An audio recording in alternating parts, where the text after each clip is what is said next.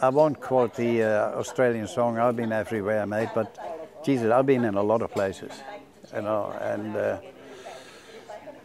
surfed in New Guinea, traveled over Europe and South America and so on. So, and I finished up here and I'm happy here. I was born here. My parents were Russian descendants. First came to Katherine in 1956, then lived in Pine Creek, Alice Springs, Darwin, Borroloola, back to Howard Springs and then back to Katherine. Growing up, grown wiser or more indolent. My name is Leslie Humbard. I was born in Northern Territory, Humbard River Station. My foster parents owned that place. My mother died when I was 4-year-old, and they fed me on goat milk. That's how I survived. But I come out of it all right. That's where I am today. Oh, yeah. I don't know how now, I didn't think I'd reach 80, actually. Yeah. No, I've had a very good life. Very good life with the, you know, the both fields. You know, racing and looking after the stock. Get a little bit older, think you're a bit wiser. Maybe not. You still get sucked in by people. Well, I leave the internet alone and leave those Ghanaians and Nigerians to themselves. Stonehenge. That's old, I'm not old. With a name like Young, I'll never be old. Family to me is very important. Yeah, I've got 12 grandchildren and number 16 great-grandchild coming up. My word, I've got bred 6 children, 16 grandchildren and not 9 great-grandchildren. And I lost my first wife 5-6 years ago and I'm married again. What keeps me in the Territory is my family. I have 2 sons living in Katherine and 3 grandchildren and several great-grandchildren. I do have a big family. I've got 5 generations of Northern Territorians. Enjoying having Craig stay here. Because we see something on TV, I say, oh, I've been there. You haven't. Yeah, really? Yes, I have. I haven't failed to amaze them as this younger generation. So I hope I keep on amazing younger generations with my tales. Oh, I do a lot of volunteer work. I volunteer up here on a Tuesday with morning teas. I volunteer at O'Keefe House. A bit hard, I really don't have a hobby now, but I've always been a collector of old things. Oh, now I like to meet people and talk about old times. Go to rodeos. Tradesmen, professionals, they treat an old person like he's senile or idiot or uneducated and all that. I've had that experience lately with people installing, like the last one was TV antennas. And it finished up that they had to ask me for advice as to how to do certain things because he didn't know anything. I knew it all. I just can't climb ladders anymore because of my age. I can't do it myself anymore. But I used to do it, you know. Oh, my favorite pastime now is hopping in the car and take a thermos flask with hot water and bring a sandwich and go bush and sit under a tree somewhere nice, quiet and peaceful and just listen to the birds to relax because I don't get it at home. I live right next to a school. Then I did a 4-year horticulture diploma through South Australian Advanced Education. And I think that they were a couple of my greatest achievements. Some of the things I love to do, well, craft in particular, very active with making things and trying to finish them. I still like gardening. There are still a few things I can do, not a lot of things. and the girls, they're into craft and that sort of thing, and keeping a nice happy home. You know, I try and show them how to keep a house healthy and clean, and look after your kids. That's one of the reasons I live here, because they all live in other parts of Australia and New Zealand, so it's very rare that I have visitors for them. They all want my life story now. Jean, you've got to write. Tell us what you've done with your life. Because I'm a mystery, because I've always lived away. Like I left home to live in Auckland, then I left Auckland to live in England, and then I'm over here, so I'm always somewhere.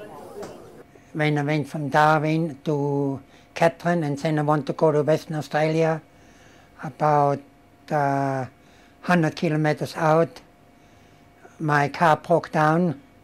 Mindly, it was on a dirt road then, and I came a little bit off the main road, and I hit a big rock in my car, and so I couldn't go any further. So some other tourists, they were good enough and towed me back into Katherine. And as you know, I become a member of Australian, and I got the Qantas Award and lots of other awards. And Katherine was good for me, you know. Oh, well, when we first came up here, I used to like bull catching. It was great fun. But they're all gone now. And I still like horses and horse events. I've always been a horseman. Had some very good horses too. I had horses in the shows here, and Jim Carner's all my life, for all the time I've been here. I had a pretty good life as a station man, you know, because I went from, I done a bit of truck driving too, not too much. I don't like that. Yeah, I took on racing, horse racing, you know. Used to train them and ride them for 20 years. Used to travel around all the circuits, Alice Springs, Queensland, Western Australia, when I was young, you know. And I rode this horse. It was pretty good. They all stuck up and they wouldn't let me go inside the rail, all the white blokes. I had to go outside the field. I ended up winning the cup winner. They said, you went on that side of us. I thought I had to because you buggers wouldn't let me go through. He's a good horse, that fella. He was only 3-year-old too. I ran my first cup winner. No, Indigenous people wasn't allowed in Western Australia those days. This fella, he was a Wyndham Cup winner. I said, you never rode a cup winner. Telling all that apprenticeship, you know. They couldn't believe it. You know, a 15-year-old boy. Best racing was Timber Creek, Bush meeting, you know. And I rode about 3 or 4 cup winners there. I was the bloke that trained it. I felt good about it, you know, because I learned it from young. Oh, well, I've seen Katherine grow. The main street only had 2 buildings on the western side when I came here. Oh, the people and the weather. Oh, they're all friendly. They're easier to get to know. They'll talk to you. And I think the relaxed lifestyle, and I like the weather. For me, I don't think it could get any better for me. I've got everything I need. The lifestyle suits me down to the ground. There's plenty of activities. The only thing that's a problem is the cost of travelling. It's just too costly to go from one place to another. You just can't find that parking space anymore. So, I mean, this is definitely better in here. You still got area where you can go away from everybody else. You can go into the bush. Only when we're going to leave, we're going to go probably 6 feet under the ground in Katherine.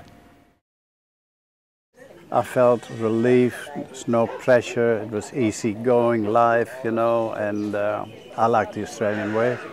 I've been here now since 1954. What does family mean? Ooh, that's a sticky one. It means everything. It means everything. And it can make or destroy the rest of your life. And in my case, it had destroyed my life. Yeah.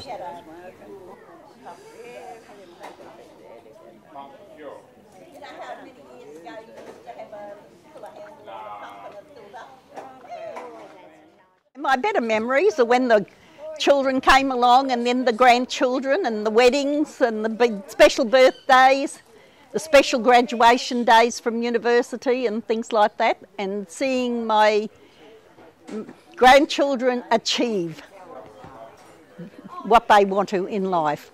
And I think you can only do that in the Territory. They've got opportunities galore. Territorian Day. 1st of July, 1978. I remember that distinctly. I was working at the Northern Territory Herbarium at the time, and 2 of our botanists were involved in the design for a flag, and they were doing odds and ends, and yeah, everybody talked about it every day, and we all felt it was a marvellous thing, because I think the Territory was ready. And I think it's ready to become a state, but a lot of things have got to be achieved first. Oh, it was good to know we had a bit of control of our destiny. This out-of-town control's no good at all. Decentralisation has spoiled things. You want people around to live amongst you, know what's happening around you, to run things. Well, I think it's the best part of Australia. The sooner we get statehood, the better. And it's certainly, since I first came here, the trees and things around the town have improved. It looks very nice now. I was only thinking that this morning as I was coming in. The nice big trees along the highways as you approach town. Look, living in the Territory, you still can have a lot of place to expand. You know, you can do a lot of things, especially in this time when I came, stuff what you definitely could not do anywhere else. Few floods in the Territory, and I've been through about 4 of them, which is not very nice actually. They bagged it all and put it all along the doors of the arcade. And after they did all that, what next? Oh, would you like a cup of tea? So we had to take all the sandbags down, and I boiled the billy and made them a cup of tea and that before we cut off the electricity and did the right thing. But didn't matter how much we did, the water still came in about 1.5 meters.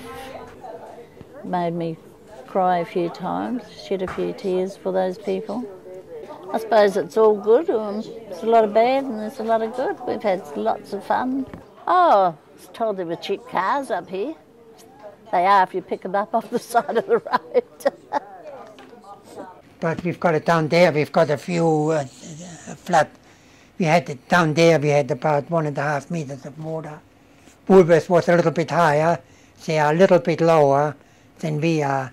Oh, look, I mean, during the flood, everybody helped, you know. I mean, if you haven't got something, you have to only ask. If you ask somebody, can you help me there, or can you do this for me, or if somebody asks you, I mean, yeah, you know, that's a time when you can see that the people really helping each other.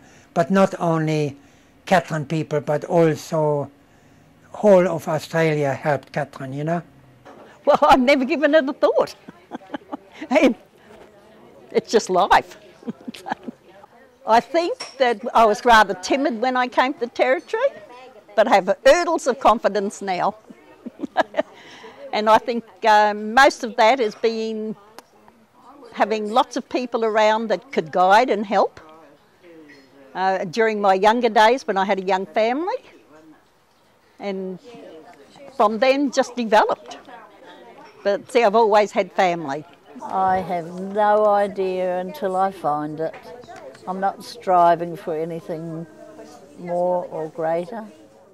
I work on when you got to work these days. When I started working, trying to wash my own colour, they didn't like it. You know, because he's saying, but that's this bloke. I had a bit of a hard time, you know, trying to work them. And I had to watch them at night time. It's very hard to trying to wake someone to go out. People, oh, get out of there, come on. No, I had a hard life with them. What's the secret to a happy life? You've got to be healthy and wise, I think, and do what you can do, and help other people. Go to school, get your education, and follow it through. I don't have any secrets, I don't think. I just get up and be thankful I'm up every morning, plan something for the day, keep active. Yes, it has changed. I think the worst thing are the tablets and the iPads, and children just becoming addicted to them. Access to drugs, and even if they don't take them voluntarily, most doctors give it to them to keep them stable. Don't ever remember that happening when I was young. Mystery wrapped in an enigma. But it's all good fun. Just keep them guessing. It'll all be there for when I die. But the rest of it I still have to print. Respect your elders. Get a good education and be prepared to work hard and you'll go somewhere. They get everything too easy.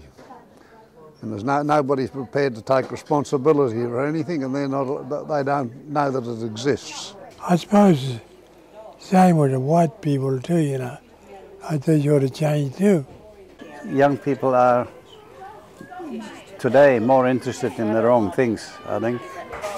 Like what is going on today, the people going overseas to fight and all that. You know, I mean, young people should have other things on their mind as to you know, learn and study and join space research or something like that, you know, something interesting like that, rather than go out and fight and sacrifice their life, you know.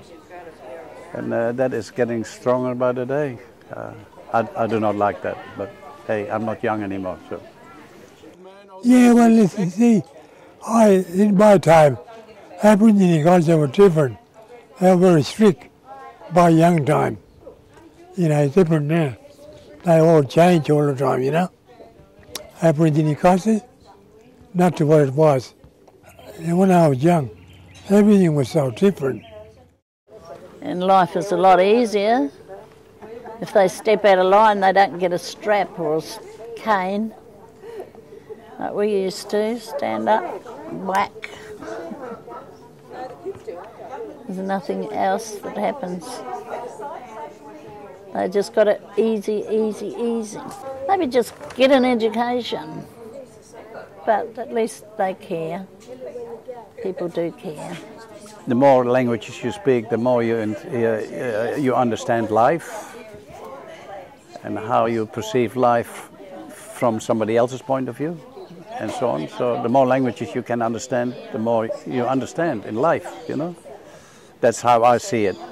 What the doctor and what everybody done, we live much longer and also have a better lifetime, better life than the older people ever had, you know. Easy, reckon. I don't know how you can eat like that. If you done what I've been, you would too. But he didn't worry about me. These days they worry about the kids falling off horses and all that. My old men have worried about me.